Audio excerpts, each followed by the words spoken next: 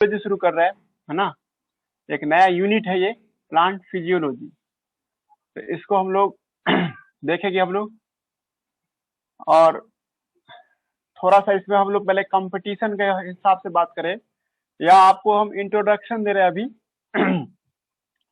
तो इंट्रोडक्शन में हम लोगों को क्या क्या बताया जाएगा इसमें, है ना।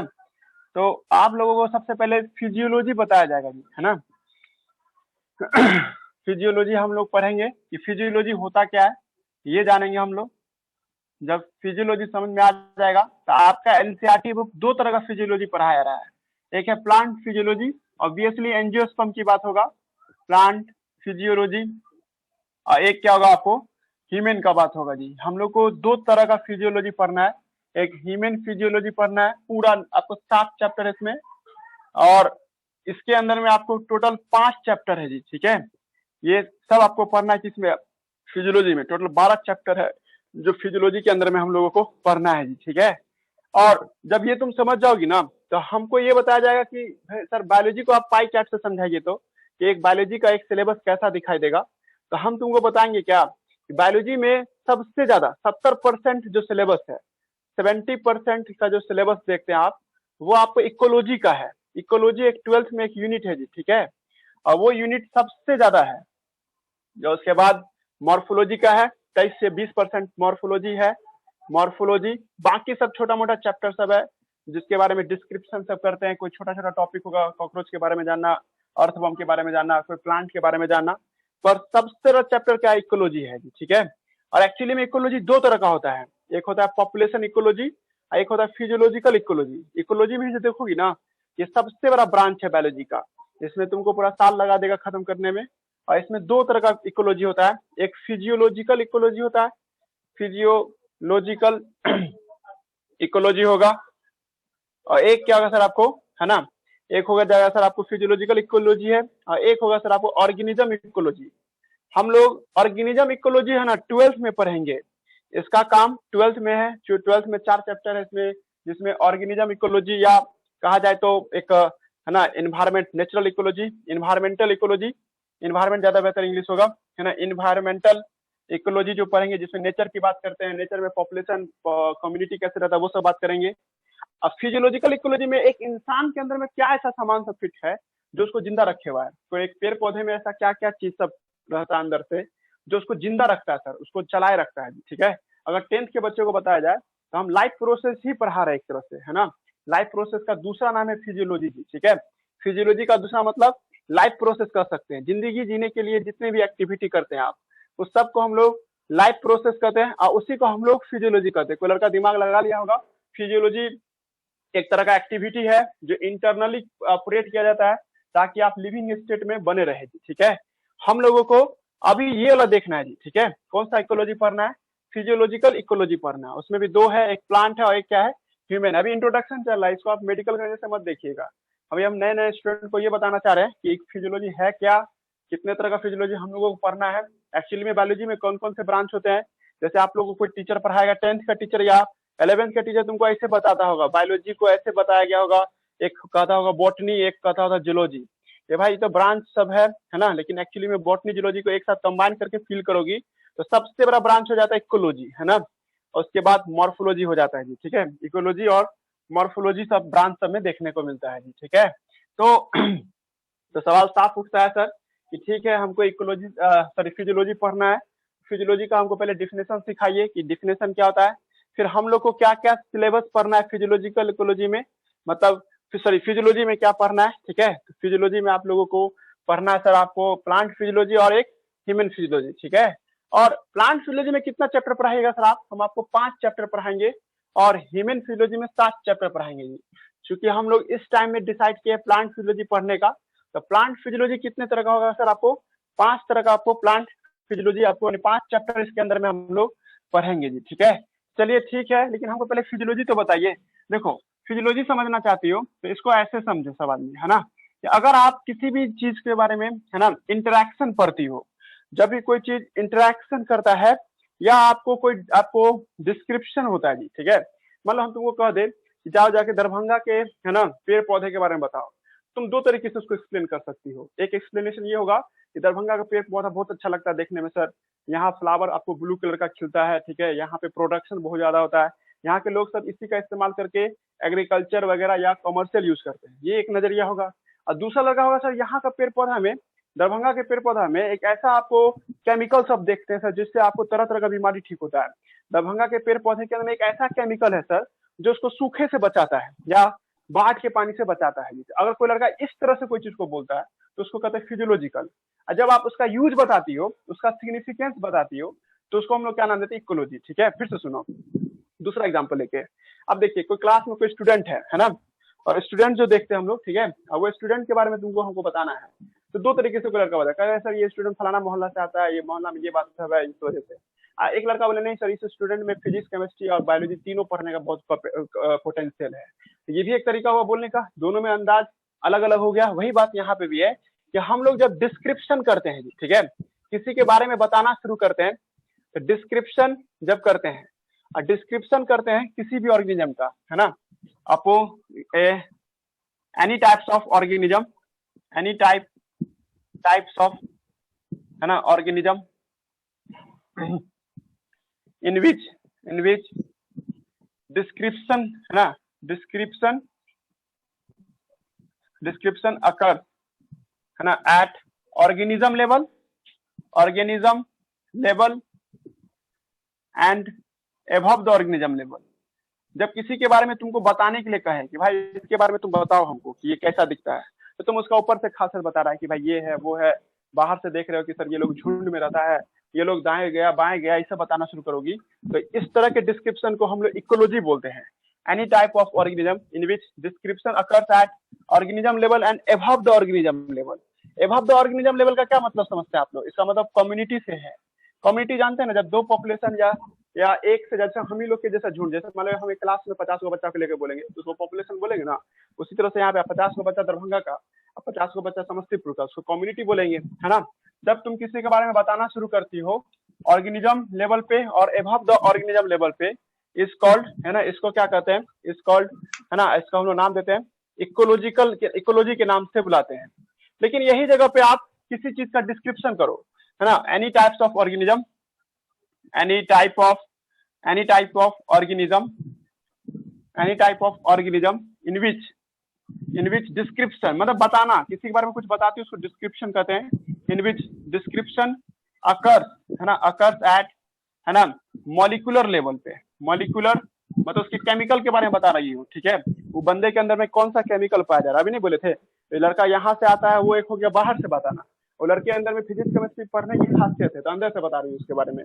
तो any type of organism in which description occurs at molecular level या अबव द, है ना, gene level, above at gene level और एट जीन लेवल, जीन समझते हो डीएनए के लेवल पे, at a gene level is called, इसको हम लोग क्या नाम देते हैं, इज कॉल्ड, इसको हम लोग नाम देते हैं सर आपको फिजियोलॉजिकल आपको अप्रोच, फिजियोलॉजिकल अप्रोच कहते हैं। क्या आपको इसी को हम लोग बायोमोलिकुलर अप्रोच के नाम से बुलाते हैं, है ना, बायोमोलिकुलर या मॉलिक्यूलर लेवल के नाम से बुलाते हैं जी, ठीक है, समझ आ रहा है जी, मॉलिक्यूलर आपको लेवल मतलब तुम लोग समझो, हम आपको फिजियोलॉजी का डिफिनेशन दे दिए, ठीक है।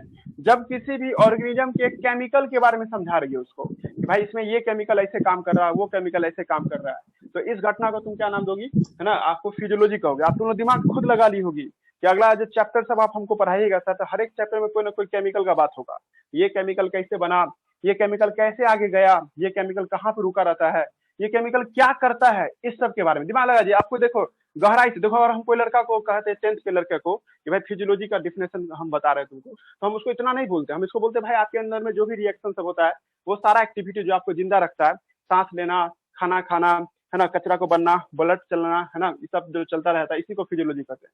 वो लड़का कैसा ठीक तो लग रहा है, मतलब मजा नहीं आया उस टाइप पर, ठीक है। तब तुम उसको ऐसे डिफाइन करोगी कि जब किसी के चीज के मॉलिक्यूलर लेवल पे एनालिसिस करते हैं, कोई ऐसा सामान जिसका मॉलिक्यूलर एनालिसिस करते हैं, तो इस तरह के एनालिसिस को फिजियोलॉजी बोलते हैं। मतलब तुम्हारा देखने का नजरिया मॉलिक्यूल लेवल पे है तो फिजियोलॉजी पढ़ा दिए तुम उसको, है ना। अब देखने का तरीका सर उसका कम्युनिटी लेवल पे है या एनवायरमेंट में कैसे रह रहा है। जैसे देखो ना, आप लोग घर में रहते हैं तो हम आपको परिवार को देखने आए थे, या आप जिस मोहल्ला में रहते हैं उस मोहल्ला का क्या बिहेवियर ये देखने आए थे, तो सर गए इकोलॉजी पढ़ के चले गए, है ना। अब हम ये देखना है कि तुम्हारे अंदर में क्या पोटेंशियल है, तुम कितना घंटा पढ़ रहे हो, क्या क्या कर रहे हो, तुम कितना स्टेमिना लेके रखते हो, ठीक है। तो इस सब को पढ़े तो सर फिजियोलॉजिकल लेवल पर क्या है जी, क्या रहा है जी दिमाग में।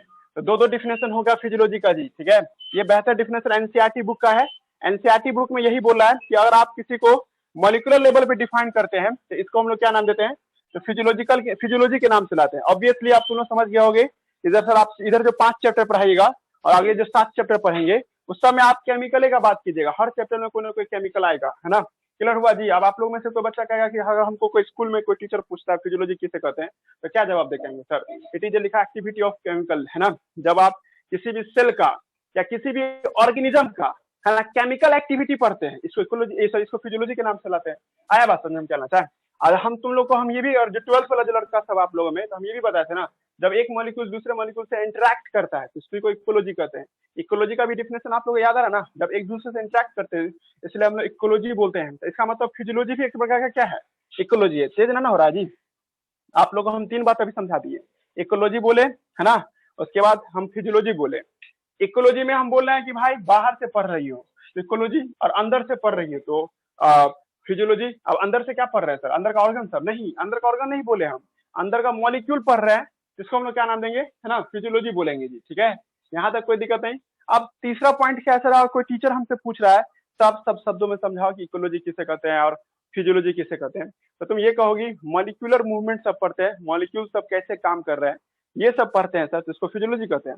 जब एक मॉलिक्यूल दूसरे मॉलिक्यूल से इंटरेक्ट करता है सर, तो इस घटना को हम लोग इकोलॉजी कहते हैं। हो गया, समझा दिए हम आपको इकोलॉजी और फिजियोलॉजी। तो आप लोगों को, है ना, इस बुक में 2 तरह का फिजियोलॉजी पढ़ना है जी, ठीक है, या 2 तरह का आपको, है ना, डिस्क्रिप्शन पढ़ना है ना। आप लोग को एक, है ना, इकोलॉजिकल 11th 12th को मिला लिया जाए तो सर 11th में हम लोग को पढ़ना है फिजियोलॉजी पढ़ना है, पूरा 12 चैप्टर है इसमें, प्लांट और एनिमल मिला के, ह्यूमन मिला के। और 12th में आपको इकोलॉजी पढ़ना है जी, ठीक है। आप कहोगे क्या हमको इकोलॉजी फिजियोलॉजी का डिफिनेशन सर सही से दे दीजिए, तो दोनों डिफिनेशन हम बोल चुके हैं आपको। हम एक बार फिर से लिख देते हैं, फिजियोलॉजी किसे कहते हैं, है ना, मॉलिक्यूलर एनालिसिस करते हैं, मॉलिक्यूलर डिस्क्रिप्शन करते हैं, मॉलिक्यूलर डिस्क्रिप्शन इज कॉल्ड, है ना, इज कॉल्ड फिजियोलॉजी। इसको आप लोग नोट्स भी बनाइएगा, इसमें होगा तो हम आपको फर्रा भी लिखवाएंगे, होगा तो देखते हैं कितना बच्चा टिकता है, उस हिसाब से हम लोग नोट्स भी देंगे और नोट्स बनवाएंगे भी, ताकि आपको कॉपी बनता रहे। कॉपी बना लीजिएगा तो आपको बाद में पढ़ने में आसानी होगा। अभी आप एक रफ कॉपी बनाइएगा, जरूरी सब लिखिएगा भी। उसके बाद, है ना, इकोलॉजी में क्या होगा, जब आप डिस्क्रिप्शन करते हैं, डिस्क्रिप्शन है ना, at molecular level interaction, molecular level या और above the level of interaction is called, हम लोग इसको हम लोग क्या नाम है, इकोलॉजी। तुमको भी समझ नहीं आया तो अब एक लास्ट अटेम्प्ट यही होगा कि जब आप ऑर्गेनिज्म और उसके लेवल के ऊपर का डिस्क्रिप्शन पढ़ते हैं, है ना, डिस्क्रिप्शन, है ना, at the level of organism and above the level, है ना, डिस्क्रिप्शन समझ रहे हैं ना, description at organism level and above the organism level, है ना, and above the organism level. तो इसको हम लोग क्या नाम देते हैं, ऑर्गेनिज्म लेवल, इसको हम लोग क्या नाम देते हैं, इकोलॉजी के नाम से बुलाते हैं जी, ठीक है। बाद में जाके जैसे तुम लोग पढ़ोगे ना, ये सब दोनों मर्ज हो गया है, दोनों को मिला के एक साथ ही बुला सकते हैं, फिजियोलॉजिकल इकोलॉजी। तो लेकिन अभी हम लोग को इधर वही साफ साफ ये पढ़ना है। अब आपको हम ये भी बोल दिए थे कि इसमें हम लोगों को केमिकल सब के बारे में पढ़ना है, ये सब केमिकल मिलके कैसे काम करता है वो सब पढ़ना है, जिंदा रहने के लिए तुम कैसे जिंदा रहते हैं वो सब पढ़ेंगे इसमें। हालांकि इसमें भी वही बात होगा, है ना। अब आपको हम बताए थे इसमें 2 तरह का आपको पढ़ना है फिजियोलॉजी, एक है प्लांट फिजियोलॉजी, एक क्या होगा सर आपको, ह्यूमन फिजियोलॉजी। हम लोगों को जो चैप्टर अभी डिसाइड किए वो है क्या, प्लांट फिजियोलॉजी। अब प्लांट फिजियोलॉजी में क्या क्या पढ़ाइएगा सर हमको, तो प्लांट फिजियोलॉजी में हम 5 चैप्टर पढ़ाएंगे जी, ठीक है। अब 5 चैप्टर में से एक चैप्टर का नाम है प्लांट ट्रांसपोर्ट। प्लांट में सामान सब कैसे चलता है सर, कोई केमिकल को एक जगह से दूसरी जगह कैसे जाता है। जैसे हम लोग में कोई सामान को भेजना हो तो हमारे पास हर्ट है ना जी, हर्ट क्या करता है, पंप करता है, सामान को दाबा और उसको पूरे बॉडी में फैला दिया। उसी तरह से प्लांट में ट्रांसपोर्ट कौन करके देता है सर, ये जानेंगे हम लोग पहला चैप्टर में जी, ठीक है। मतलब चैप्टर नंबर ये होगा आपको 11 शायद, है ना। उसके बाद चैप्टर 12 में हम लोग ये जानेंगे कि प्लांट मिट्टी से कौन कौन से न्यूट्रिएंट को लेता है ताकि वो जिंदा रह सके। हमको ये पता है कि हवा से CO2 लेता है और मिट्टी से पानी लेता है, लेकिन क्या इतना ही काफी है? नहीं जी, जैसे अभी तुम लोग देख रहे हो ना, आपको धरती पे टिके रहना है तो भाई आपको खाना पीना मिल जाए इससे टिके रह जाओगे ना जी। तुमको घर भी चाहिए, तुमको एक फैसिलिटी भी चाहिए, कपड़ा वगैरह भी चाहिए ताकि अपने बॉडी को ढक सके। उसी तरह से प्लांट को भी हवा में CO2 और वाटर के अलावा भी कुछ चीजें चाहिए होता है जो उसको जिंदा रखने में मदद करता है। उसको हम लोग न्यूट्रिएंट बोलेंगे। न्यूट्रिएंट का मतलब यहाँ पे ग्लूकोज मत समझ जाना कोई भी लड़की, है ना। न्यूट्रिएंट का मतलब यहाँ पे आपको होगा, है ना, आपको नाइट्रोजन से, फास्फोरस से, है ना, सोडियम से, पोटासियम से, ये सब न्यूट्रिएंट कहलाएगा जो मिट्टी में पाया जाता है। हम लोग पेड़ को मिट्टी में क्यों लगाते हैं?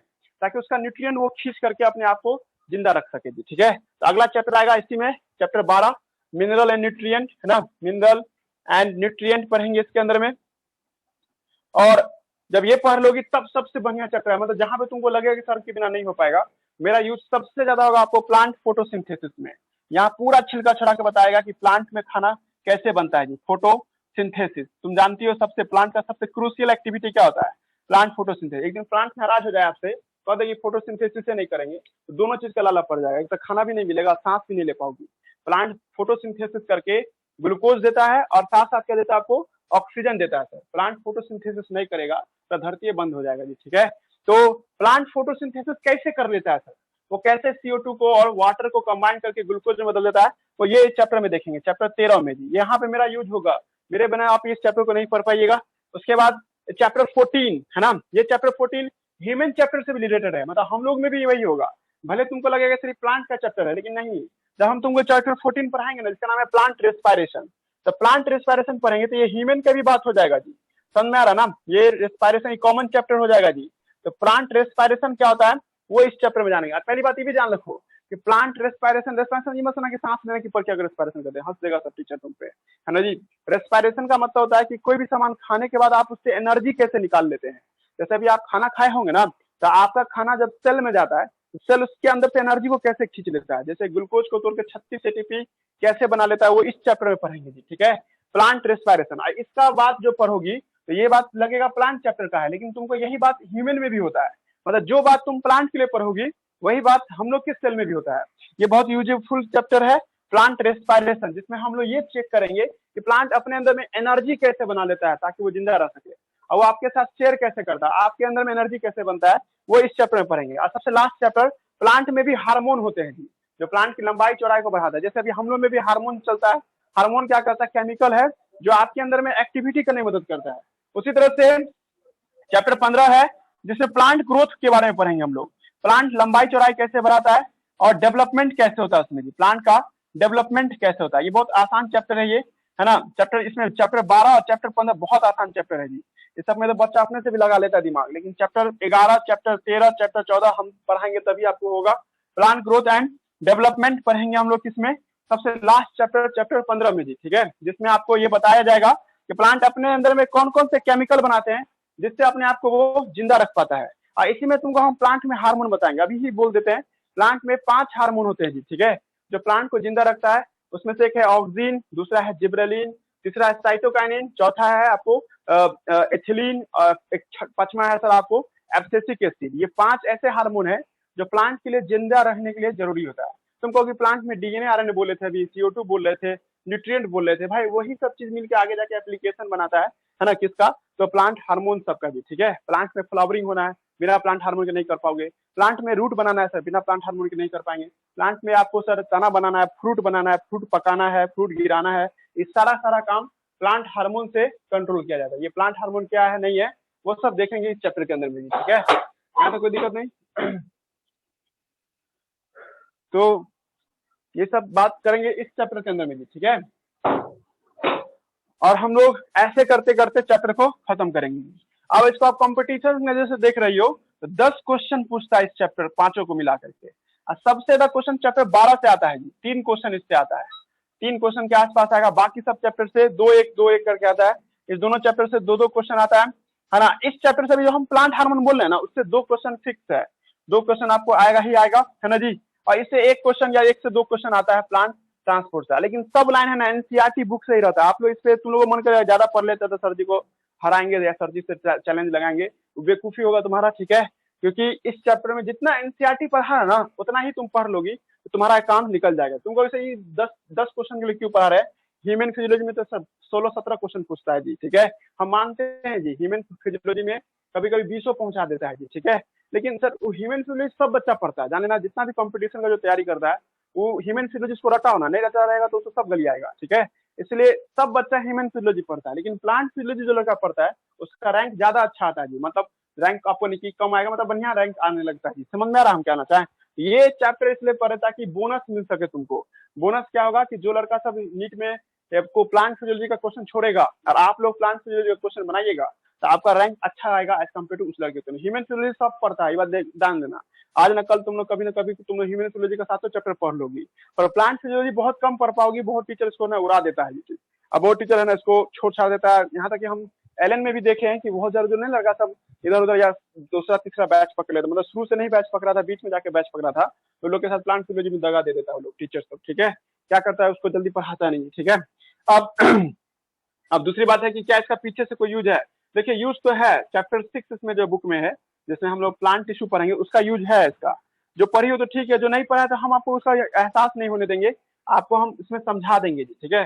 कोई खास यूज नहीं है, हम पढ़ाएंगे तो आपको पीछे देखने की जरूरत नहीं पड़ेगा जी। हाँ लेकिन हाँ इतना भी नहीं कि तुम लोग कुछ नहीं पढ़ी हो तब आ जाओगे प्लांट फिजियोलॉजी, तो बहुत बेइज्जती हो जाएगा प्लांट फिजियोलॉजी ना। इसका हल्का फुल्का यूज सेल चैप्टर से है। सेल चैप्टर में तुमको ये सब आना चाहिए, क्लोरोप्लास्ट क्या होता है, माइटोकॉन्ड्रिया क्या होता है, प्लाज्मा मेम्ब्रेन क्या होता है, ये सब नहीं याद रहेगा तो फिर हम तुमको गली आएंगे जी, ठीक है। मतलब थोड़ा बहुत बेसिक आइडिया सेल चैप्टर का होना चाहिए, तब ये प्लांट फिजियोलॉजी थोड़ा आपको समझ में आएगा। क्लियर होगा जी हम क्या सब समझा रहे हैं।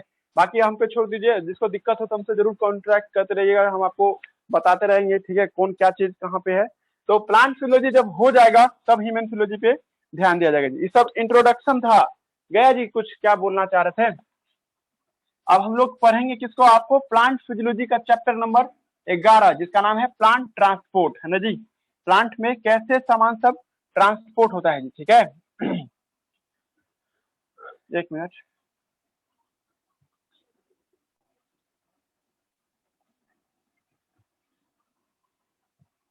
देखिए हम आपको एक प्लांट में आपको प्लांट ट्रांसपोर्ट पढ़ा रहे हैं। एक बार हमको बुक लाना पड़ेगा, एक चैप्टर है प्लांट ट्रांसपोर्ट, और प्लांट ट्रांसपोर्ट जो देखते हैं चैप्टर 11 ये हम लोग पढ़ने जा रहे हैं। चैप्टर 11 है ये, और इसको पढ़ेंगे हर तरीके से। एक मिनट हम आपको बुक लेके आते हैं।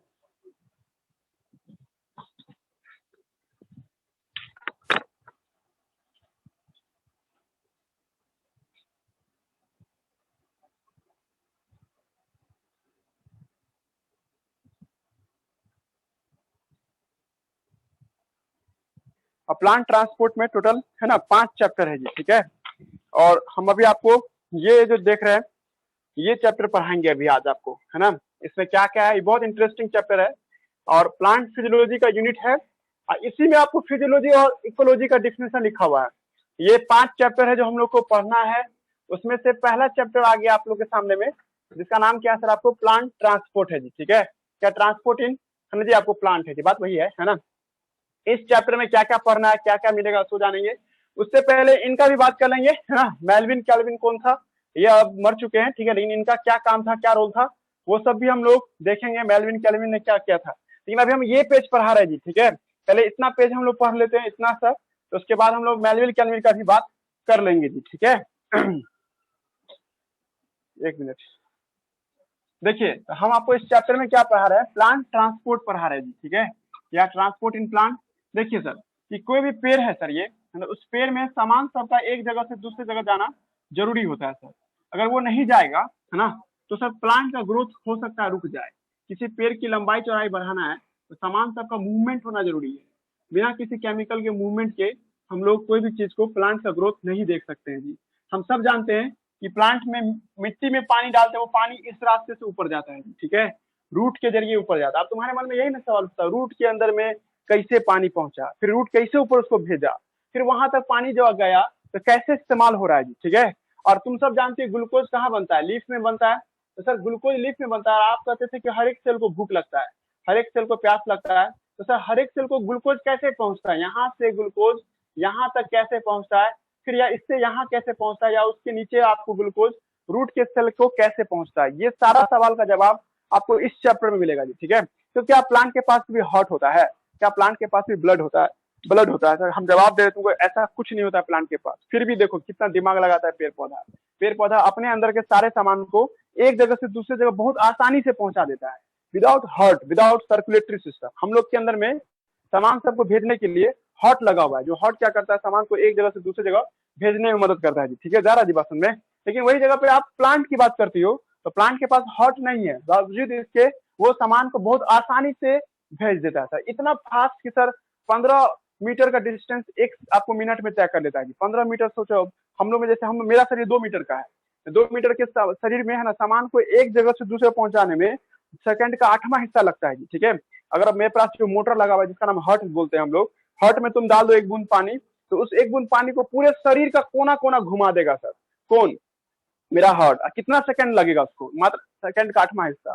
तो सर बहुत फास्ट हुआ आपका हार्ट, है ना। वैसे ही टाइप का तुम्हारा, है ना, प्लांट सब में देखती हो तो प्लांट सब में भी सर 15 मीटर का पेड़, मतलब तार का पेड़ इमेजिनेशन करो, जो 15 मीटर का भी हो सकता है, बहुत बड़ा होगा। 15 मीटर में तो 2-3 मंजिला इमारत से भी ज्यादा बड़ा, है ना। तो उस पेड़ में सर आपको वहां तक पानी पहुंच जाता है सर, सेकंड बाय सेकंड पहुंचता रहता है, या मिनट बाय मिनट पहुंचता रहता है। तो ये सब कैसे फास्ट काम कर रहा है जबकि इसके पास हार्ट भी नहीं है?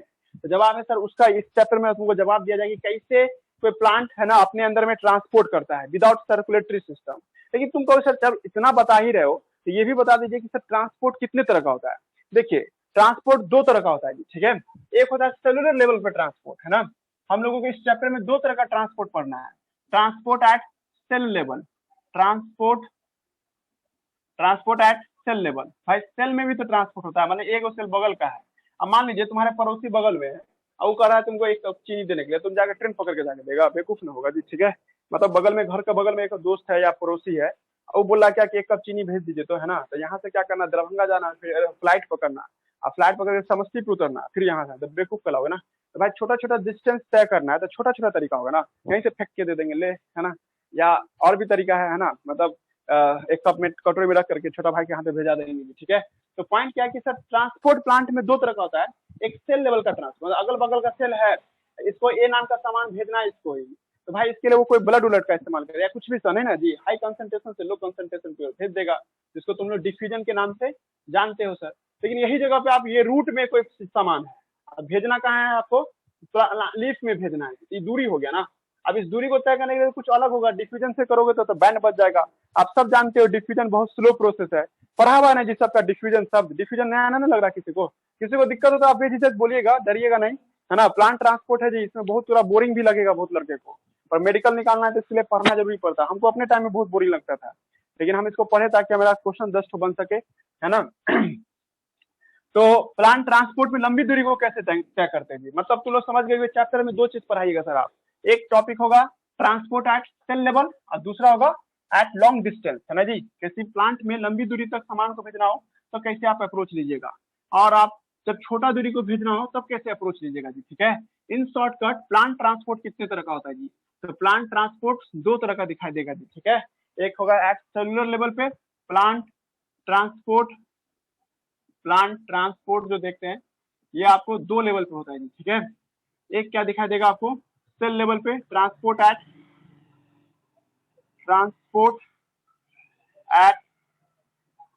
सेल लेवल, एक होगा sir long distance transport, long distance transport, पेड़ पौधे में लंबी दूरी तक सामान कैसे पहुंचाया जाता है वो, और छोटी दूरी तक सामान को कैसे पहुंचाया जाता है वो, है ना सर। चलिए ठीक है, सेल लेवल में यानी शॉर्टर डिस्टेंस हुआ ना, मतलब ट्रांसपोर्ट ऑफ, है ना, ट्रांसपोर्ट एट शॉर्ट डिस्टेंस, छोटी दूरी को तय करने के लिए क्या करते हैं आप प्लांट के लिए, अब बड़ी दूरी को तय करने के लिए क्या करते हैं। ठीक है, यही 2 तरह का टॉपिक पढ़ना है हम लोगों को जी। तो छोटी दूरी 2 तरह का होता है जी। ठीक है, एक होता है सर आपको, है ना, 2 तरीके से अचीव किया जाता है, अचीव बाय 2 वे, है ना, अचीव बाय 2 वे, है ना, 2 तरीके से अचीव किया जाता है ना, 2 तरीके से इसको हम लोग अचीव कर सकते हैं, है ना। ये एक तरीका क्या होगा सर आपको, एक होगा सर आपको प्लांट, है ना, आपको बाय पीएम या प्लांट मूवमेंट, या इसमें आपको लिखेंगे by plasma membrane activity. Plasma membrane की मदद से तुम क्या करेगा, सामान को एक जगह से दूसरी जगह भेज दोगे। और दूसरा होगा साइटोप्लाज्म स्ट्रीमिंग, है ना। साइटोप्लाज्म स्ट्रीमिंग क्या होता है समझ में आ जाएगा जी। ठीक है, हेडिंग समझ में आया ना। अब हम आपको बताए, जैसे मान लीजिए भाई एक सेल ये है, दूसरा सेल ये है। अब इस सेल में सामान है बहुत सारा ज्यादा, आपको 5 ठो केमिकल है, 5 ठो ए लिख दिए। और इस सेल के पास 21 ठो ए है। ये सेल डिमांड कर रहा है कि भाई काश हमको कोई मदद कर देता। तो भाई मदद करता है तो ये मदद कैसा होगा, एक प्लाज्मा मेम्ब्रेन से निकल के दूसरे प्लाज्मा मेम्ब्रेन में जा रहा है जी। गौर कर रहे हो कोई लड़का, एक सेल का प्लाज्मा मेम्ब्रेन छोड़ करके दूसरे सेल के प्लाज्मा में जा रहा है। या कोई लड़का हमको पढ़ाएगा कि प्लांट में तो प्लाज्मोडेस्माटा होता है सर। हाँ भाई प्लाज्मोडेस्माटा भी होता है। तो एक सेल को छोड़ के दूसरे सेल में जा रहे हो ना, तो इस तरह के आपको क्या कहेंगे हम लोग, पीएम एक्टिविटी कहेंगे। लेकिन यही जगह पे मान लो कि सर एक ऐसा भी सेल हो सकता है, जैसे यहाँ पे बना रहे फोटोग्राफ, एक ऐसा सेल है जिसमें हम लोग ए नाम का मॉलिक्यूल यहाँ पर है, मान लो छवि के लिए ये जगह है ना वैक्यूल का है, और यहाँ पे माइटोकॉन्ड्रिया है। प्लांट में भी माइटोकॉन्ड्रिया होता है, और ये माइटोकॉन्ड्रिया ए मांग रहा है कि हमको ए चाहिए, है ना। तो भाई साइटोप्लाज्म के अंदर ही ना भाग रहा है जी, साइटोप्लाज्म के अंदर ही ना सामान सब है, कोई दूसरे सेल से ना मांग रहा है। देखो हमको दो तरह का जरूरत हो सकता है, घरे में हमको जरूरत हुआ, एक पड़ोसी से जरूरत हुआ। तो पड़ोसी से जरूरत हुआ तो मतलब हम अपना घर का बाउंड्री पार करके उसके घर पे जाएंगे। और एक होगा घर के अंदर में जरूरत है, घर के अंदर में तो अपने ही ना चल के लेके जाएंगे जी। वही बात यहाँ पे भी है, एक साइटोप्लाज्म के अंदर में ही उसको सामान की जरूरत पड़ गया, एक दूसरे सेल से जरूरत पड़ गया। तो दूसरे सेल से जरूरत पड़ता तो तुम पीएम की मदद लोगी, और अपने ही सेल के अंदर में जरूरत पड़ गया। इस घटना को साइटोप्लाज्म स्ट्रीमिंग कहते हैं। स्ट्रीमिंग माने वही लहर, है ना जी, जो लहर नहीं बता पानी का हेल, मतलब पानी का एक लहर तैयार होता है, स्ट्रीम तैयार होता है, जिससे ए निकलेगा बाहर, और ए आपको चल करके कहाँ पहुंच जाएगा, यहाँ पे पहुंच जाएगा जी। ठीक है, क्या कोई दिक्कत है ना, ऐसे समझना है हम क्या बोलना चाह रहे थे। तो प्लांट में दो तरीके से छोटी छोटी दूरी को तय किया जाता है सर, एक है प्लाज्मा मेम्ब्रेन के जरिए से, एक है सर साइटोप्लाज्म स्ट्रीमिंग से। चलिए ठीक है सर, हमको समझ में आया। अब दूसरा बात ये करते हैं कि सर ठीक है, छोटी दूरी को तय करने का क्या मेथड होगा। तो पीएम की मदद से तुम दो तरीके से पहुंच सकती हो। एक क्या होगा सर, पैसिव ट्रांसपोर्ट, एक क्या दिखाई देगा आपको, पैसिव ट्रांसपोर्ट, और एक क्या दिखाई देगा सर आपको, एक्टिव ट्रांसपोर्ट, है ना जी। छोटा छोटा दूरी को यही ना तरीके से तय करते थे जी।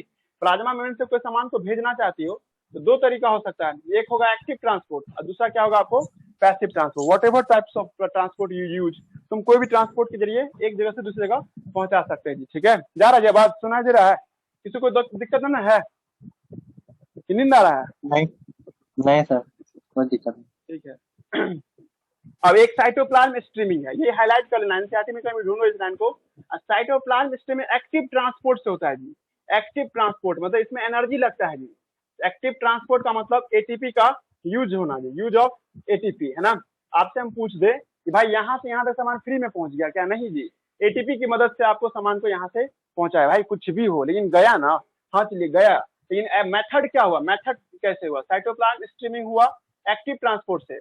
और प्लाज्मा मेम्ब्रेन में जो आपको मेथड होता है, ये पैसिव ट्रांसपोर्ट भी हो सकता है और एक्टिव ट्रांसपोर्ट भी हो सकता है जी। ठीक है, अब आपको पैसिव ट्रांसपोर्ट याद आना चाहिए। दो तरह का पैसिव ट्रांसपोर्ट होता है, एक होता है सर याद कीजिए डिफ्यूजन, एक होता है आपको डिफ्यूजन, एक क्या होता है सर आपको डिफ्यूजन, एक होता है सर आपको इसमें, है ना, फैसिलिटेड ट्रांसपोर्ट। एक पेज पलटोगी ना तो यही सब दिया। आप किसी लड़का को भूल गया है सेल चैप्टर में, ऐसा हालांकि हम पढ़ाए थे, और आप भूल गई हो तो फिर से एनसीईआरटी तुमको पढ़ा रहा है कि डिफ्यूजन क्या होता है, फैसिलिटेड ट्रांसपोर्ट क्या होता है, और एक्टिव ट्रांसपोर्ट क्या होता है जी। ठीक है, तो आप इसको देख करके समझ जाएगा। हम आपको डिफ्यूजन जो चैप्टर से पढ़ाए, मतलब प्लाज्मा में जो पढ़ाए होंगे ना, उसमें नोट्स सब दिए होंगे, वहां ये सब बात अच्छे से लिखा हुआ है जी। ठीक है, नहीं तो एक बार फिर से पढ़ेंगे जरूर हम लोग, मतलब छोटी छोटी दूरी को तय करना है, तो ये सब तरीका होगा सर। ये चलिए ये तो कोई भी पढ़ लेगा, यहाँ पढ़े भी होंगे सेल चैप्टर में।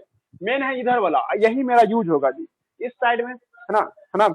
हाँ एक बार फिर से कट करके ज्वाइन कीजिए। तो लॉन्ग डिस्टेंस कैसे ट्रेवल करता है सर, छोटी दूरी के लिए तो डिफ्यूजन सही है सर, पर आप लोग 10th में सुने होंगे कि छोटी दूरी से लंबी दूरी के लिए डिफ्यूजन सही तरीका नहीं है, क्योंकि डिफ्यूजन को पता है कि 2 मीटर दूरी तय करने में 3 साल का वक्त लग जाएगा जी। ठीक है, इतना दिन तो प्लांटे मर जाएगा।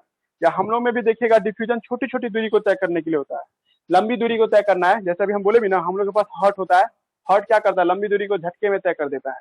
वही बात आप यहाँ पे सोचिए कि लंबी दूरी, जैसे कोई प्लांट है, ये आ गया, यही आपको मेन आज का क्लास का मकसद हुआ कि कोई प्लांट देख रही हो, इतना बड़ा कोई पेड़ है ना, इस पेड़ में सर लंबी दूरी को तय करना है।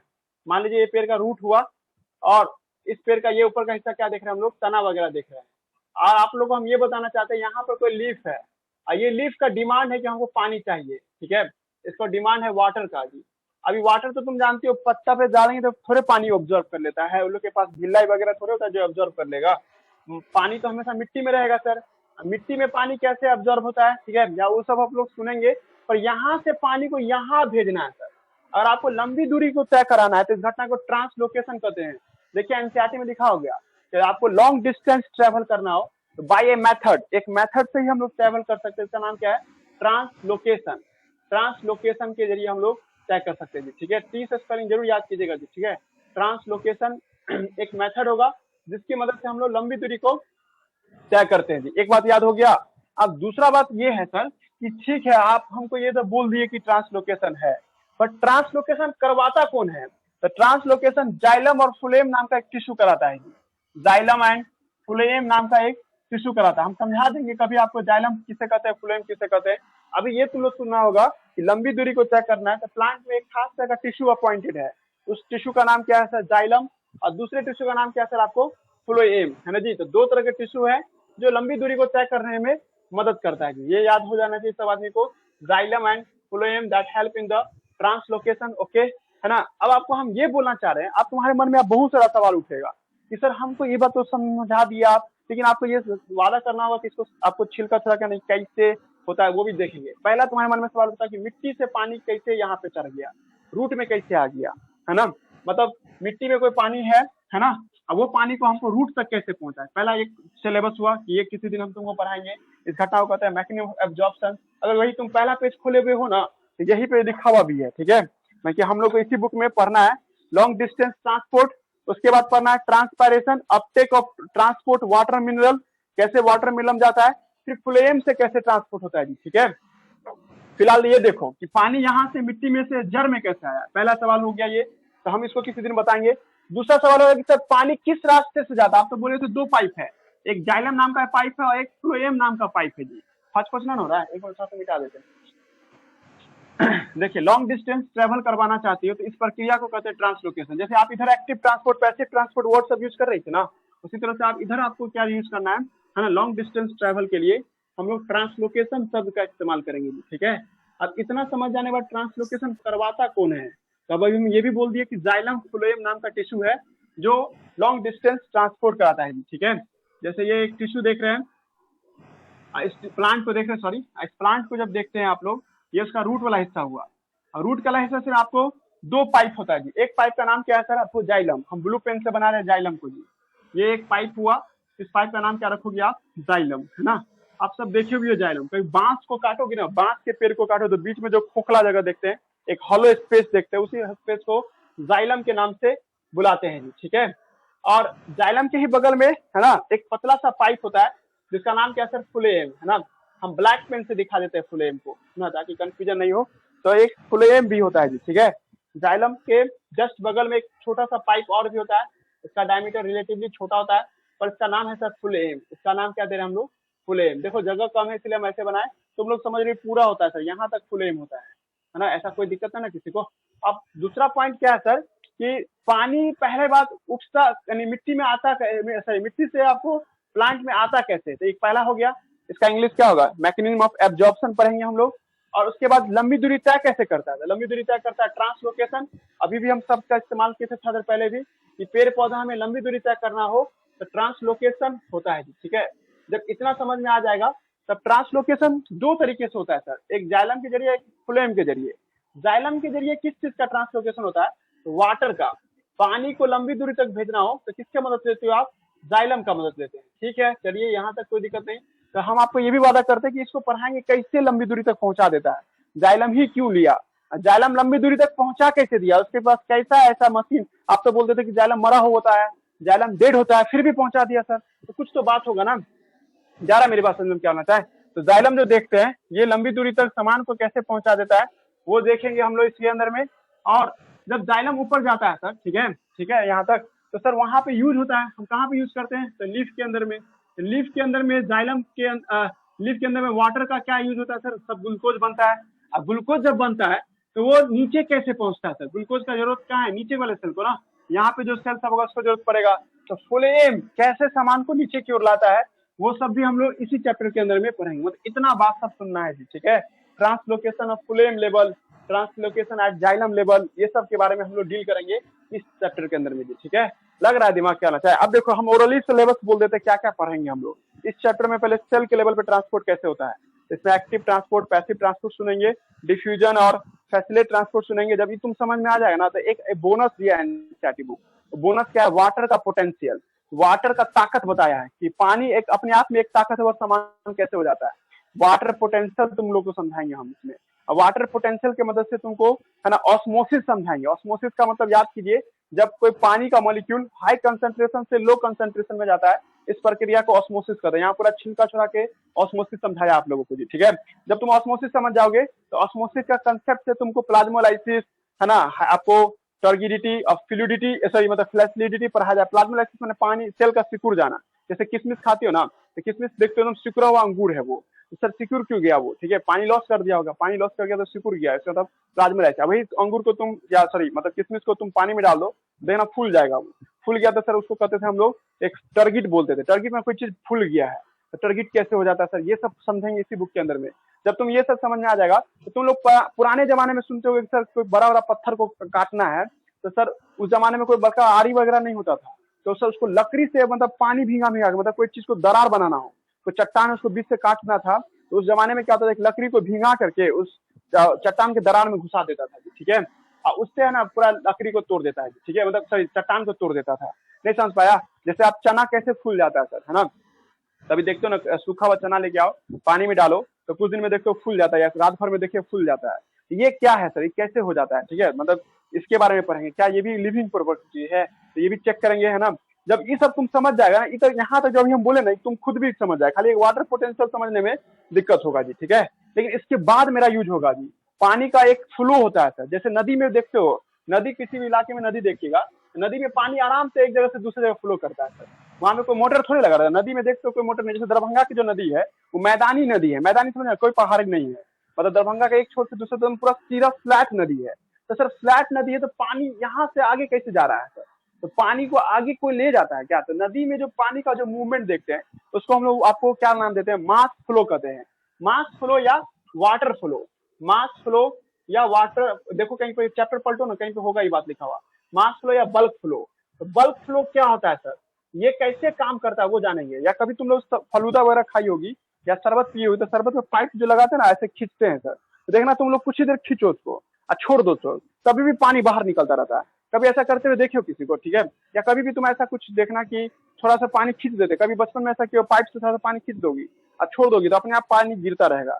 ये पानी जो अपने आप गिरता रहता है इसी इंग्लिश को मास फ्लो कहते हैं, ठीक है। तो मास फ्लो कैसे होता है, पेड़ पौधा में मास फ्लो का क्या रोल है, ये सब तुमको समझाएंगे। जब तुम ये भी समझ जाएगा तब मास फ्लो के बाद हम तुमको ये बताएंगे कि पानी कैसे एब्जॉर्ब होता है, रूट कैसे पानी को सोख लेता है सर, वो सीखेंगे जी। जब वो सीख लोगे तो पत्ती से पानी कैसे बाहर निकलता है, मतलब कोई भी प्लांट में लंबी दूरी तक पानी कैसे पहुंचता है, रूट प्रेशर, ट्रांसपायरेशन पुल। ट्रांसपायरेशन का मतलब पत्ती से पानी का वेपर बनना। कभी तुम सब्जी खरीद के लेके आओगे, पत्तीदार कोई सब्जी, पालक खरीद के लाओ, पॉलिथीन में बंद कर दो, देखना पानी सब लगने लगता है पॉलिथीन में, जो साबित करता है इससे पत्ती से पानी निकलता है। तो पत्ती से पानी निकलने की प्रक्रिया को ट्रांसपायरेशन कहते हैं। और ट्रांसपायरेशन कैसे होता है उस चैप्टर में जाना, ये सबसे वीवीआई होगा, ये सब जाना ना मेरा बिना नहीं हो सकता, आपको पढ़ना पड़ेगा हमसे, ठीक है। उसके बाद ट्रांसपायरेशन जब तुम लोग को समझ में आ जाएगा तब तुमको हम ये समझाएंगे मिट्टी में खाद पानी कैसे, मतलब मिट्टी के अंदर में जो नाइट्रोजन है, फास्फोरस है, कैल्शियम है, ये रूट के अंदर में कैसे पहुंचता है, मतलब मिनरल्स का अपटेक कैसे करता है सर कोई प्लांट को पता है कि मिट्टी में कौन न्यूट्रिशन लेना है, कौन चीज नहीं लेना है। जैसे प्लांट को पता है कि मिट्टी में सर आपको यूरिया उठा लेना है और आपको अमोनिया को छोड़ देना है, तो यूरिया को लेगा अमोनिया को छोड़ देगा, ये कैसे हो गया सर आपका, जैसे प्लांट के पास तो ब्रेन भी नहीं होता है, और बिना ब्रेन के भी सर वो प्लांट दिमाग लगा लेता है कि इसको ले जाना है किसको नहीं ले जाना है। ये कोऑर्डिनेशन पढ़ेंगे हम लोग इसी चैप्टर के अंदर में। और जब ये तुम समझ में आ जाए तब तुम्हारे पास एक लास्ट टॉपिक बचेगा, वो है फ्लोएम। फ्लोएम कैसे सामान को ले जाता है, फ्लोएम एक जगह से दूसरे जगह से सामान को कैसे ट्रांसपोर्ट करने में मदद करता है, वो सब इसके बारे में हम लोग पढ़ेंगे जी, ठीक है। चलो ऐसे करते करते चैप्टर खत्म हो जाएगा। इसमें एक बहुत सबसे फेमस वर्ड है जो न्यूमेरिकल में 3-4 और पूछे हुआ है, वो है गुटेशन। गुटेशन क्या होता है, गुटेशन कभी देखोगे ना, घास कभी सुबह सुबह जो ग्रास देखिएगा और सुबह में कभी तुम टहलने निकलो तो घास से तुम देखोगे पानी का ड्रॉपलेट सा बना रहता है, वाटर का जो ड्रॉपलेट सा बना रहता है। ये वाटर का ड्रॉपलेट आया कहाँ से सर, ओस गिरा, ड्यू गिरा है, इसके वजह से नहीं जी। कभी देखना तुम लोग कभी ऐसा देखी हो कि अगर कोई घास का मैदान होगा या आपके घर में अगर आपको गार्डन बनाई होगी, गार्डन में तुम देखोगे घास से ना पानी का ड्रॉपलेट निकलता रहता है, ठीक है। या कभी तुम देखना मैच सब जो दिखाता है, इंडिया सबका जो मैच होता है, तो देखना घास पे पानी सब दिखाई देगा, वही जो कहता रहता है ना ड्यू पड़ता है, ड्यू नहीं पड़ता है जी, असल में पानी घास के अंदर से निकल रहा होता है जी, मिट्टी के अंदर से पानी निकल रहा होता है सर अपने आप, है ना। इस प्रक्रिया को गुटेशन बोलते हैं, गुटेशन। और गुटेशन क्या होता है सर, इसमें जाने, ये बहुत बार मेडिकल में पूछे हुआ है, गुटेशन क्या है, गुटेशन से किस में देखने को मिलता है? ग्रास में ही देखने को मिलता है। कभी कभी सुबह के टाइम में कभी गौर करना ना, हम तुमको दिखा देंगे घास के पौधे से कैसे पानी का ड्रॉपलेट बाहर निकलता है, दिन में क्यों नहीं निकलता, सुबह सुबह या रात के समय ही क्यों देख पाते इसको हम लोग। तो गुटेशन क्या है, ये बहुत फेमस वर्ड है जो इस चैप्टर में बहुत बार पूछे हुआ है। और एक शब्द आता है गडलिंग, गडलिंग भी इस चैप्टर में बहुत फेमस वर्ड है। मतलब किसी पेड़ के हम तना को काट देंगे तो क्या वो पेड़ जिंदा रहेगा? मतलब एक पेड़ का तना ऊपर से नहीं देते, कोई लड़का जाता है पेड़ सब दिल बना देता है और दिल बना करके अच्छे से खोदड़ बना देगा उसको अच्छे से, क्या ये पेड़ जिंदा रह जाता है? तो इस सब घटना को गडलिंग कहते हैं, गडलिंग। देखो कंपटीशन का जो लड़का भी सुन रहा होगा ना बात सब, तो उसको गडलिंग वर्ड याद रखना है, गुटेशन। ये तुम लोग गेस है, मतलब तुमको चैप्टर ऊपर से उड़ जाएगा ना, तो चैप्टर ऊपर से तुमको हम कहेंगे इस चैप्टर से एक ही क्वेश्चन पूछता है इस चैप्टर से, 1 से 2, तो 1 से 2 क्वेश्चन में ज्यादा चांस रखो गुटेशन पूछने का, या नहीं तो आपको गडलिंग पूछने का जी, ठीक है। गुटेशन का मतलब होता है पानी का ड्रॉपलेट का बाहर आना, और गडलिंग का मतलब तना को खोद करके से हम लोग तना के फ्लोएम को काट देना। अगर देखो तुम अगर रियल में देखोगी ना, ये रियल पिक्चर है कि किसी भी पेड़ का फ्लोएम किनारे में होता है, जाइलम अंदर की तरफ होता है। अगर किसी तुम पेड़ के तना को खरोचोगी ना, ज्यादा खरोच दोगी तो सब फ्लोएम का पाइप कट जाएगा, फ्लोएम का पाइप कट जाएगा तो ऊपर से खाना नीचे नहीं पहुंच पाएगा, ऊपर से खाना नीचे नहीं पहुंच पाएगा तो नीचे का सेल मरने लगेगा, और नीचे ही मर जाएगा तो ऊपर पेड़ अपने आप न मर जाएगा जी, ठीक है। इस घटना को गडलिंग कहते हैं। जब किसी पेड़ का तना काट दोगे, एकदम तना को खरोच दोगे, तो पेड़ नीचे से सड़ने लगेगा सर। नीचे से पेड़ जो सड़ने लगता है, इस प्रक्रिया को क्या नाम देते हैं? गडलिंग कहते हैं। गडलिंग क्या है समझेंगे इस दोनों को, है ना, गुटेशन और गडलिंग। आज रहने दीजिए, पहला क्लास है ना, आप लोग फिर सब कल से थोड़ा और देखेंगे, है ना, धीरे धीरे पढ़ाएंगे, फिर उसके बाद फिर पिक ले लेंगे। रहने दीजिए यहीं तक, बाय, थैंक यू।